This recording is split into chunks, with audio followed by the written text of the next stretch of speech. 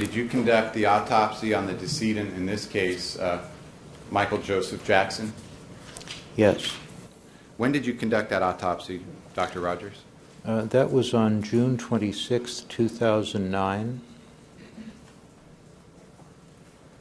And going through the findings you made on June 26, 2009, let me ask you initially, on that day, June 26, were you able to definitively state a cause of death? No. And why not? There wasn't anything obvious in the history or the autopsy examination that showed a cause of death. Okay.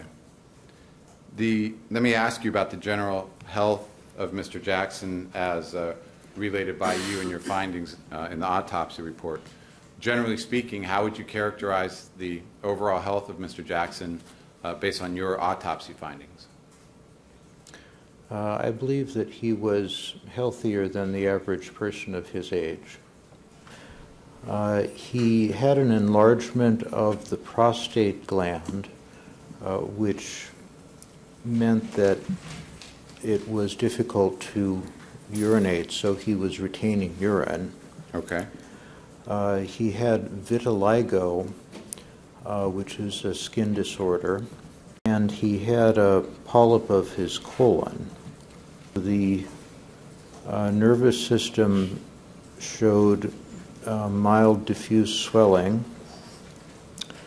The lung examination showed some chronic inflammation and scarring in the lungs. The radiology examination showed an extra rib and also some arthritis. There was an area of irregular pigmentation at about the top of the scalp. Were you aware that his scalp had caught on fire many years prior? Yes. And that was through filming of a commercial where there was an accident that took place? Yes. Did you also, Doctor, examine the stomach in detail to determine if you could find any pill tablets or pill capsules of any kind in the stomach? Yes, I did. And what were your findings in regard to the contents of the stomach? Is it related to any pills or tablets of any nature? The stomach contained 70 grams of dark fluid, but did not show pills or capsules. And was that something specifically you were looking for in this case to determine if oral administration of pills or tablets could have been a potential for the cause of death? Yes. Were you able to ascertain and make a determination as to the manner of death regarding Michael Jackson? Yes. And what was the manner of death? The manner was homicide. For example, Dr. Murray's statement to the police indicated that the propofol and other medications were administered by another person. So you're commenting that Dr. Murray admitted to administering the benzodiazepines and the propofol? That's correct. Okay. Secondly, there was not an appropriate medical indication. The problem that Mr. Jackson was having was that he couldn't sleep, and it's not appropriate to give propofol in that situation. The risk outweighs the benefit. And did you also consider the setting in which this was taking place?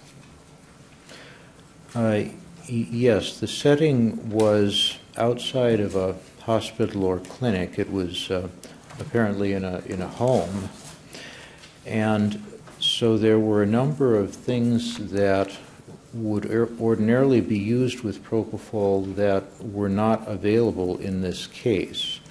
For example, there was not an EKG monitor. There was not a precision dosing device like an IV pump so that you know how much propofol the doctor is giving him.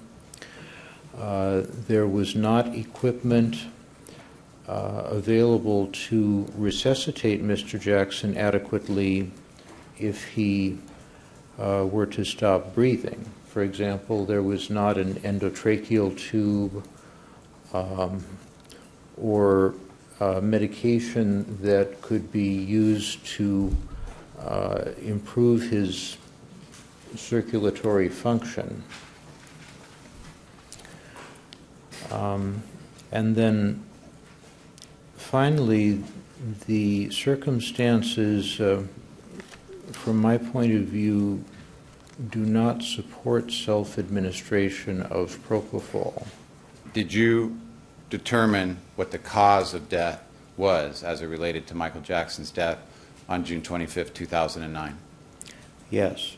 What was the cause of death, Dr. Rogers? The cause was acute propofol intoxication, and the contributing condition was benzodiazepine effect.